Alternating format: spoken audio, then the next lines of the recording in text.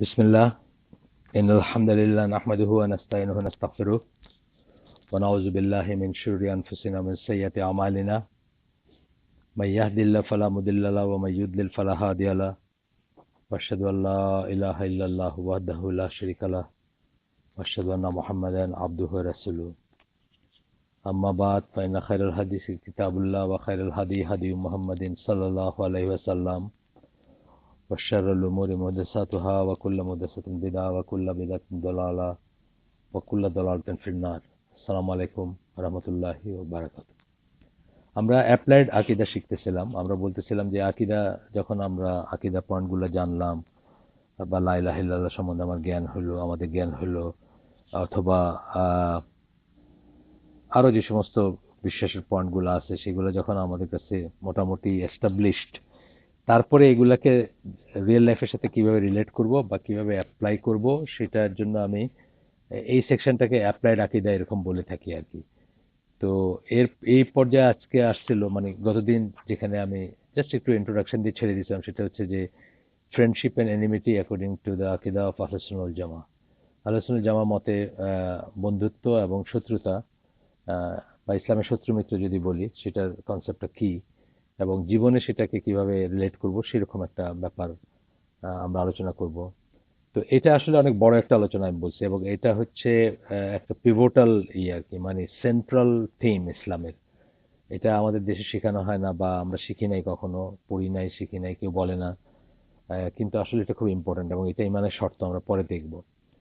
তো আজকে আমি যে বইটা থেকে আমি পড়তেছিলাম সেখান থেকেই পড়বো এটা। এটার উপর হয়তো 2 বা তারও বেশি সেশন হইতে পারে। তারপরে আমি ঢাকায় গেলে, আমি এখন ঢাকার বাইরে আছি, সিলেট থেকে করতেছি এই প্রোগ্রামটা। ইনশাল্লাহ ঢাকায় গেলে ডক্টর সালেহ আল ফৌজানের যে বইটা আছে ওইখান থেকে ওইটা আরেকটা অ্যাপ্রোচ আর কি। হয়তো কথাগুলা ধরেন 70-80% একই, কিন্তু ওইটা একটু আলাদা একটা অ্যাপ্রোচ। তো ওইখান থেকে আমরা পড়বো ইনশাল্লাহ, এবং তার সাথে হয়তো আহ, আজকে একজন বোন আমাকে কিছু জিনিস মেনশন করতে রিকোয়েস্ট করতেছিলেন, এটার আন্ডারে আসে যেটা, সেটাও আমি চেষ্টা করব। Religious extremism and the lives of contemporary Muslims, একটা বই আমরা অনেক বড় করে অনেক দিন ধরে, এটা 650 পৃষ্ঠা একটা বই, আমরা হালাকার মাধ্যমে এটাকে পড়াইছিলাম মানুষকে। তো সেটার থেকে অল্প কিছু আলোচনা করব এই এই ইসের আন্ডারে, এই হেডিং এর আন্ডারে। আচ্ছা, এখন হচ্ছে যে আহ, এই এই ব্যাপারটা কোরআনে কোরআনের আয়াত কোট করতেছেন এখন। The believers men and women are awliya of one another. বিশ্বাসী পুরুষ এবং বিশ্বাসী মেয়েরা বা নারীরা একে অপরের আউলিয়া। এখানে ক্রস জেন্ডার বলা হয়নি, বলা হয়েছে যে বিশ্বাসী পুরুষ এবং বিশ্বাসী নারী যারা, তারা অন্য বিশ্বাসী পুরুষ এবং অন্য বিশ্বাসী নারীদের আহ, করা হয়েছে, মানে একে অপরের প্রোটেক্টর, হেল্পার্স, সাপোর্টার্স, ফ্রেন্ড, এই সেন্সগুলো আসে অফ ওয়ান অ্যানাদার। আচ্ছা, দে এনজয়, মানে জেনারেল ভাবে সোজা কথা বলতে পারতাম আমি যে মুসলিম কমিউনিটি যারা মেম্বার তারা একে অপরের আউলিয়া। মানে শুনে যেন এটা মনে না হয় যে ক্রস জেন্ডার বলা হচ্ছে, এটা তা না ব্যাপারটা। They enjoy on the people আল মারুফ, এটা তো জানেন আপনারা, মানে গুড, যেটা মানে কি বলবো, যেটা ভালো, যেটাকে আমরা বলি। আর এরপরে বলতেছেন যে, এক সেকেন্ড আমি দেখি, এখানে ব্র্যাকেটে কিছু কথা বলছেন। That is Islamic monotheism. এই মারুফ বলতে কি বোঝাচ্ছেন সেটা বলতেছেন। সেটা হচ্ছে যে ইসলামী মনোথিজম একেশ্বরবাদ বা তাওহীদ, and all that Islam orders one to do. আর ইসলাম যা করতে বলে সেগুলো এনজয় করেন, অর্থাৎ সেগুলো করতে বলেন। সৎ কাজে আদেশ, মন্দ কাজে নিষেধ, এইভাবে আমরা বলি কথাগুলা।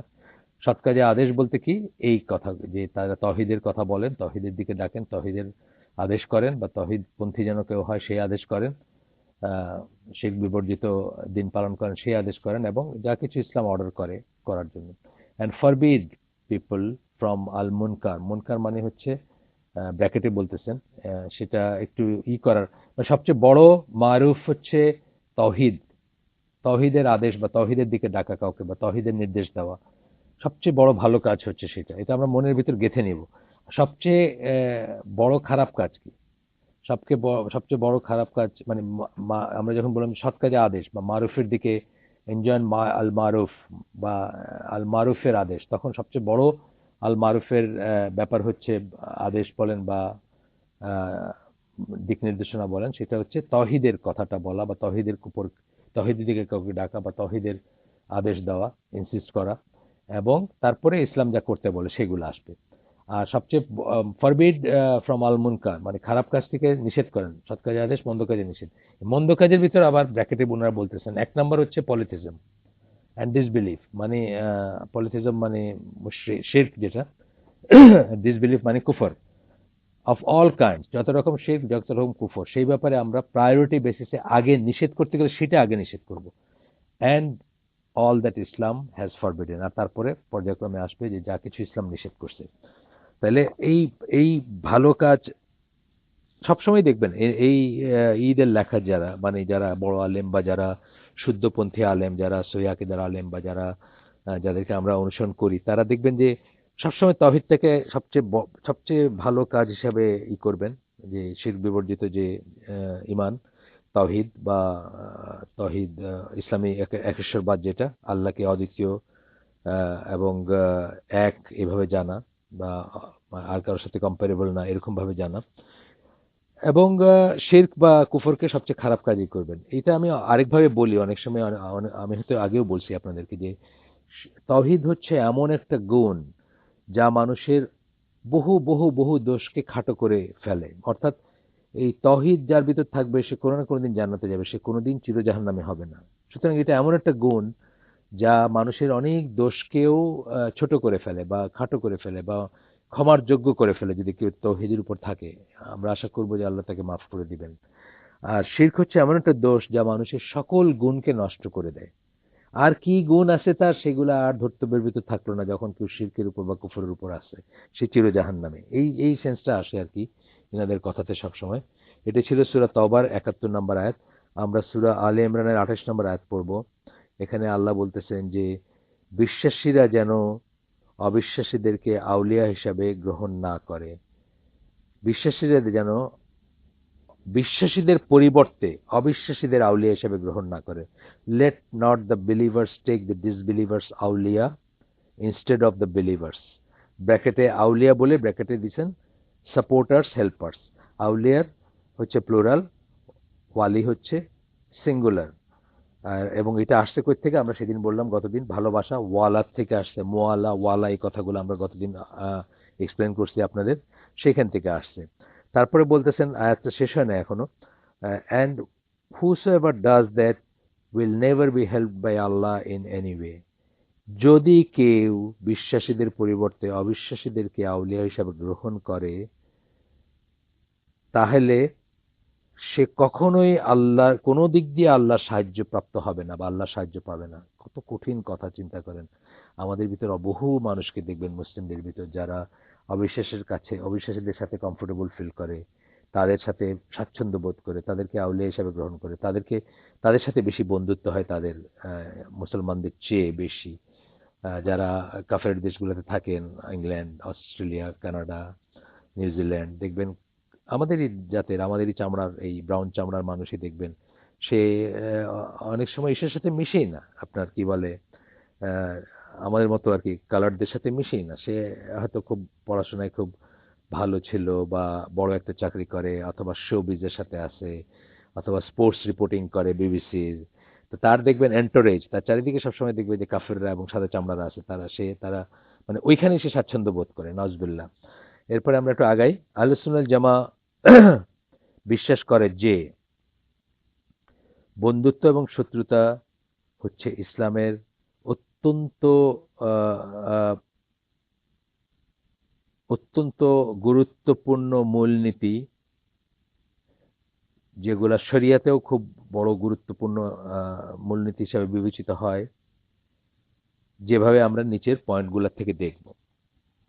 আমি একটু পড়ে শোনাই ইংরেজিতে উনি কি বলছেন, যে আহলুস সুন্নাহ ওয়াল জামা believe that friendship and enmity are important principles which are of great importance in Sharia as may be explained in the following ways, যেটা আমরা নিচে এখন দেখবো, 1 2 3 4 করে পয়েন্ট হিসাবে আমরা দেখবো যে শরিয়াতেও এটার অনেক বড় একটা ইম্পর্টেন্স। ইনফ্যাক্ট এটা মানে কত ইম্পর্টেন্ট দেখেন আপনি, ইম্পর্টেন্স বা কত ইম্পর্টেন্ট জিনিসটা শরিয়াতে, কত ইম্পর্টেন্স এটার। আমাদের এটা একটা মূলনীতি দেবেন, খুব কমন একটা ছোট্ট একটা জিনিস কিন্তু অনেক বড় একটা ব্যাপার, যে মুসলমানকে দেখতে যেন কখনো কাফের মতো না লাগে। আর মুসলিম স্টেট যেখানে থাকবে সেখানে কাফের জন্য ক্যামোফ্লেজ ভাবে মুসলমানদের মতো আচরণ না করে বা মুসলমানদের সাথে মিলেমিশে একাকার না হয়ে যায়, সেটার দিকেও কিন্তু দৃষ্টি রাখা হয়তো বা হয় এখনো। আহ, এটার অনেক অনেক পরে আমরা আমরা পরে আরো ডিটেলস আলোচনা করবো ইনশাল্লাহ। এখন পয়েন্টগুলো পড়ি আমরা। বলতেছে যে দে আর এ পার্ট অফ দ্য শাহাদা লা ইলাহা ইল্লাল্লাহ, the meaning of which is disavowal of everything that is worshipped instead of Allah. এটা বলতেছেন যে এই প্রিন্সিপালগুলা, এই প্রিন্সিপালগুলা অর্থাৎ ইম্পর্টেন্ট প্রিন্সিপলস কাকে বললেন? বন্ধুত্ব এবং শত্রুতা, বা ওয়ালা ও বারা, ওয়ালা আল বারা বা ওয়ালা ওয়াল বারা, ওয়ালা এবং বারা। এই প্রিন্সিপালগুলা, এই যে মূলনীতিগুলো আছে, এই মূলনীতিগুলা হচ্ছে শাহাদার অংশ বা লা ইলাহা ইল্লাল্লাহর অংশ, যার মানে হচ্ছে যে আল্লাহ ছাড়া যা কিছুর ইবাদত করা হয় সেটার সাথে সম্পর্ক ছিন্ন করা, অথবা সেটার সাথে মানে কোনো সম্পর্ক না রাখা। এখানে আয়াত কোট করতেছেন সূরা নাহলের 36 নম্বর আয়াত। এটা ফেমাস একটা আয়াত, অনেক ওয়াইডলি কোটেড একটা আয়াত, যেখানে বলতেছেন যে ওয়ার্শিপ আল্লাহ অ্যালোন, এক আল্লাহ, কেবলমাত্র আল্লাহর ইবাদত করো, কেবলমাত্র আল্লাহ, আনিয়াবুদু বলতেছেন আর কি, কেবলমাত্র আল্লাহর ইবাদত করো।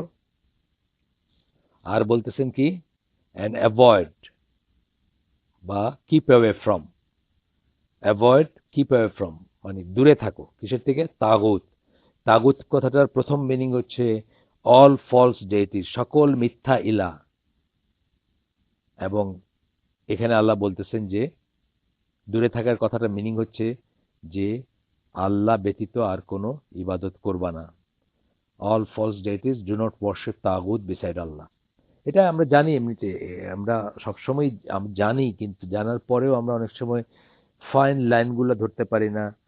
একটা জিনিসকে হয়তো মনে করি যে এটা তো ইবাদত না, অথবা ইবাদত সম্বন্ধে খুব ক্লিয়ার আইডিয়া থাকে না কোনটা ইবাদতের কাজ কোনটা ইবাদতের কাজ না। যেমন ধরেন আহ, আহ, একটা পীরের কাছে গিয়ে কিছু চাওয়া, এইটা যে একটা ইবাদতের কাজ হয়ে যাচ্ছে, বা এটা যে তাকে ইসলাম থেকে বের করে দিচ্ছে, সেই জিনিসটা হয়তো অনেক সময় রিয়েলাইজ করে না।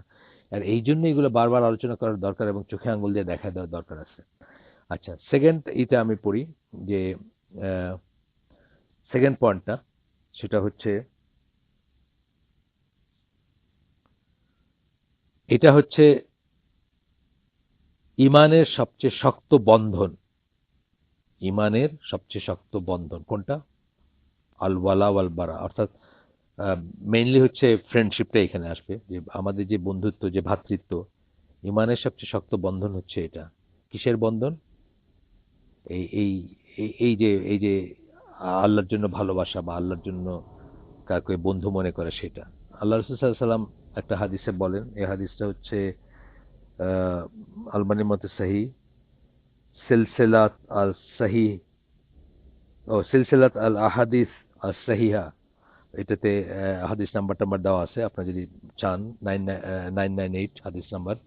এখানে বলতেছেন কি, this is the strongest bond of faith. আল্লাহ রসুল সাল্লাল্লাহু আলাইহি ওয়াসাল্লাম বলতেছেন, এটা এটা এটা প্রসঙ্গে গিয়ে আল্লাহ রসুল সাল্লাল্লাহু আলাইহি ওয়াসাল্লাম বলতেছেন, the strongest bond of faith is friendship for the sake of Allah and enmity for the sake of Allah, love for the sake of Allah and hatred for the sake of আল্লাহ।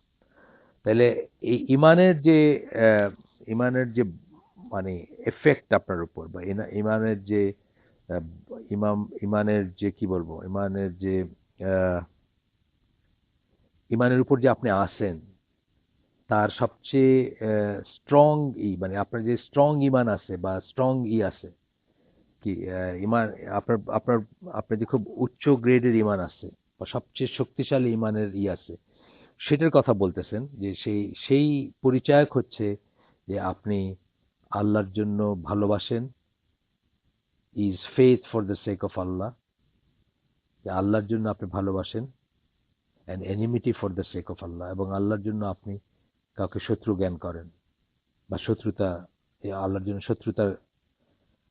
শত্রুতার বোধ আসে আপনার ভিতর। Love for the sake of Allah, আল্লাহর ওয়াস্তে বা আল্লাহর, এই একই কথা আর কি আরেকভাবে বলতেছেন। Love for the sake of Allah and hatred for the sake of Allah. ওইখানে ফ্রেন্ডশিপ এবং এনিমিটি বলছেন, বন্ধুত্ব এবং শত্রুতা বলছেন, আর এখানে বলছেন লাভ মানে ভালোবাসা, অ্যান্ড হেট্রেড মানে ঘৃণা। গেল। তাইলে স্ট্রংগেস্ট বন্ড অফ ফেথ বলতে বোঝাচ্ছেন ইমানের সাথে আপনার স্ট্রংগেস্ট বন্ড বা আপনার সবচেয়ে শক্ত বন্ধন আছে, বা আপনি খুব শক্ত ইমানের উপর আছেন, এইটা বোঝার হচ্ছে যে আহ, আপনি আল্লাহর জন্য ভালোবাসবেন বা আল্লাহর জন্য বন্ধুত্ব করবেন, আল্লাহর জন্য শত্রুতা হবে আপনার, এবং আল্লাহর জন্য ভালোবাসবেন এবং আল্লাহর জন্য ঘৃণা করবেন। আমরা আরো ডিটেলসে পড়বো পরে ইনশাল্লাহ, জাস্ট পয়েন্টগুলো দেখে যাই এখন। 3 নাম্বার হচ্ছে আহ, এটার অর্থ হচ্ছে যে এইটা যার থাকবে তার মানে হচ্ছে সে ইমানের মিষ্টতা করবে, ইমানের মিষ্টতা আস্বাদন করবে। ইমানটা তার কাছে মিষ্টি লাগবে, সুইট লাগবে, প্লেজেন্ট লাগবে, এবং and the pleasure of certain belief, এবং ইমানের যে নিশ্চয়তা আছে, ইমানের ভিতর নিশ্চয়তা আছে না, ইয়াকিন যেটাকে আমরা বলি, সেটার সুখটা সে পাবে যার ভিতর এই জিনিসটা থাকবে যে সে আল্লাহর জন্য ভালোবাসবে এবং আল্লাহর জন্য ঘৃণা করবে। এখানে রাসূল সাল্লাল্লাহু আলাইহি ওয়াসাল্লাম একটা হাদিসে বলেন, এই হাদিস হচ্ছে বুখারী এবং মুসলিমের হাদিস, there are three things whoever experiences them has found the sweetness of faith. 3টে জিনিস আছে যে সেগুলা আস্বাদন, সে যে যার সেগুলোর অভিজ্ঞতা হয়েছে, সে ইমানের মিষ্টতা আস্বাদন করবে বা মিষ্টতা অনুভব করবে। কি বলছেন? when Allah and his messenger are dearer to him than everything else. 1 নম্বরটা হচ্ছে আল্লাহ এবং তার রসুল তার কাছে আর সবকিছু হচ্ছে প্রিয়। তারপরে বলতেছেন যে 2 নম্বর, এটার ভিতরে হাদিসের ভিতরে 3টে জিনিসের কথা বলতেছেন। প্রথম জিনিসটা হলো এটা। দ্বিতীয়টা হচ্ছে যে he loves, when he loves a person, যখন সে কাউকে ভালোবাসে, a person and only loves him for the sake of Allah, যখন সে কাউকে ভালোবাসে সে শুধুমাত্র আল্লাহর জন্য তাকে ভালোবাসে। অ্যান্ড ওয়েন হি উড হেট, এটা গেল শেষ, 2টা পয়েন্ট গেল। আর 3 নম্বর পয়েন্টটা হচ্ছে যে when he would hate to go back to kufr after Allah has saved him from it, as he would hate to be thrown into the fire. যখন সে আবার কুফরের কোনো কাজে ফিরে যাওয়া বা আবার কুফরে ফিরে যাওয়াকে এমনভাবে ঘৃণা করবে, যেমনভাবে একটা আগুনের ভিতর তাকে ছুঁড়ে ফেলা হোক এটাকে ঘৃণা করবে, তখন সে কি এই 3টা জিনিস যার ভিতর থাকবে সে ইমানের মিষ্টতা আস্বাদন করবে, ইমানের মিষ্টি টেস্টটা আস্বাদন করবে, অনুভব করবে, সেটা বলতেছেন। আবার একটু বলি, এই হাদিসটা অনেক ওয়াইডলি কোটেড হাদিস। আহ, আবার পড়ি আমি এবং অর্থগুলো আবার আবার একটু কথা বলি অর্থ নিয়ে। There are three things whoever experiences them has found the sweetness of faith. এখানে নাম্বার ওয়ান হচ্ছে when Allah and his messenger are dearer to him than everything else. Number two হচ্ছে when he loves a person and only loves him for the sake of Allah. Number three হচ্ছে and when he would hate to go back to kufr after Allah has saved him from it, as he would hate to be thrown into the fire. তাহলে 3টে জিনিস clear করলেন যে এই 3টে জিনিস যে এক্সপিরিয়েন্স করবে, যার অভিজ্ঞতা থাকবে, যে অভিজ্ঞতা লাভ করবে এই 3টে জিনিসের, সে ইমানের মিষ্টতা অনুভব করবে বা আস্বাদন করবে।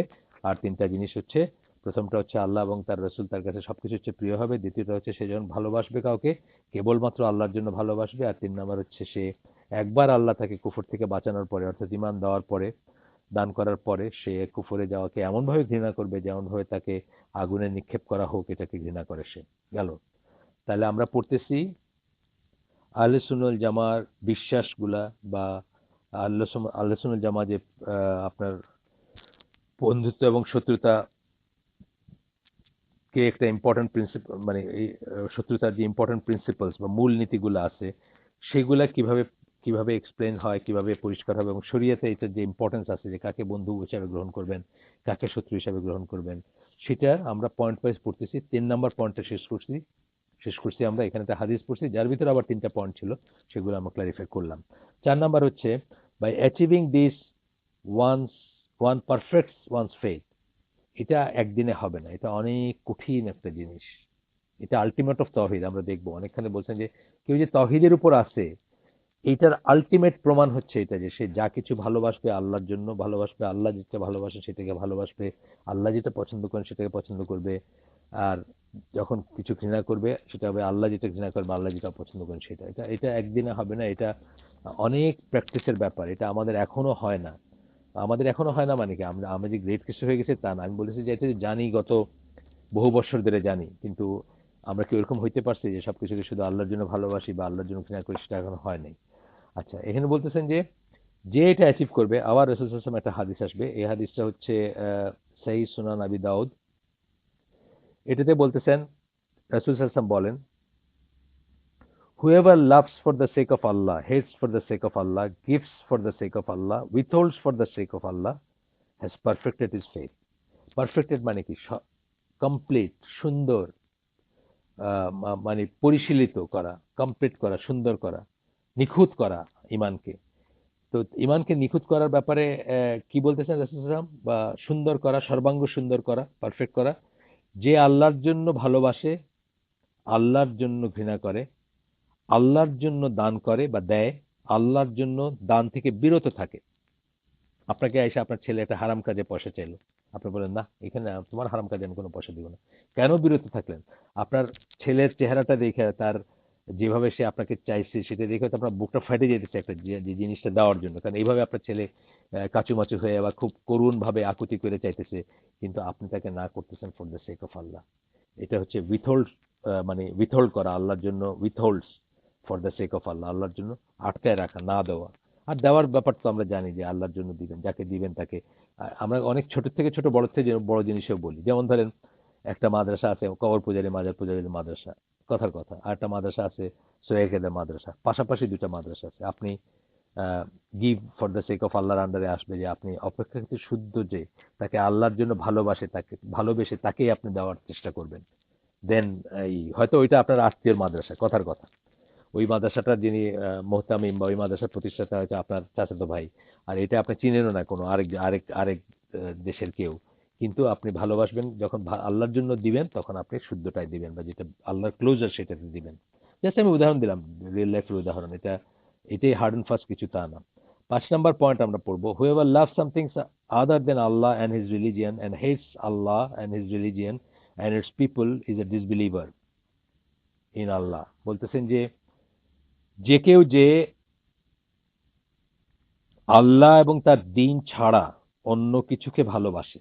দেখেন আমাদের ভিতরে কত মানুষ আছে আমরা যারা আল্লাহ এবং আল্লাহর দিনের বাইরে কত কিছুকে আমরা ভালোবাসি।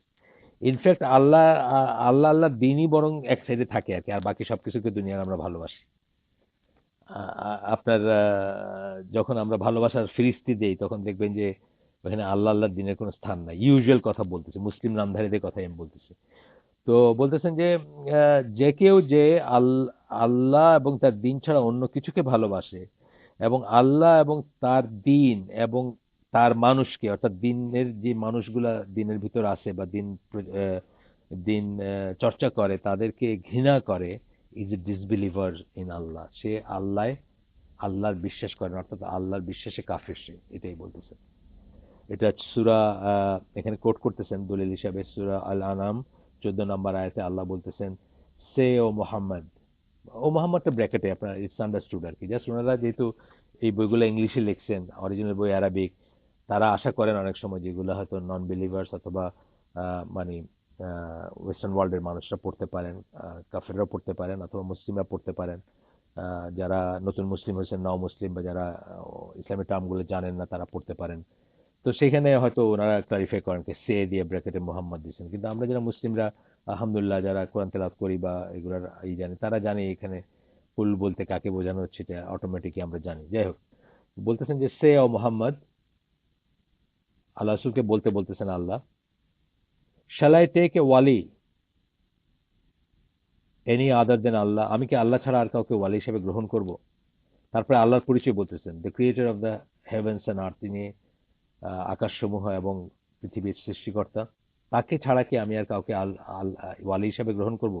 ওয়ালির মানে আমি আগেই বলছি, হেল্পারও হয়, প্রোটেক্টরও হয়, ফ্রেন্ড হয়, লর্ড। এখানে লর্ড এবং গড সবই আর কি, মানে যেহেতু এখানে আল্লাহর কথা বলা হচ্ছে পার্টিকুলারলি।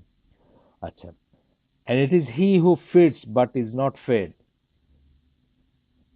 সেই সত্তা যিনি রিজেক্ট দেন কিন্তু তাকে তাকে তাকে কেউ খাওয়ায় না।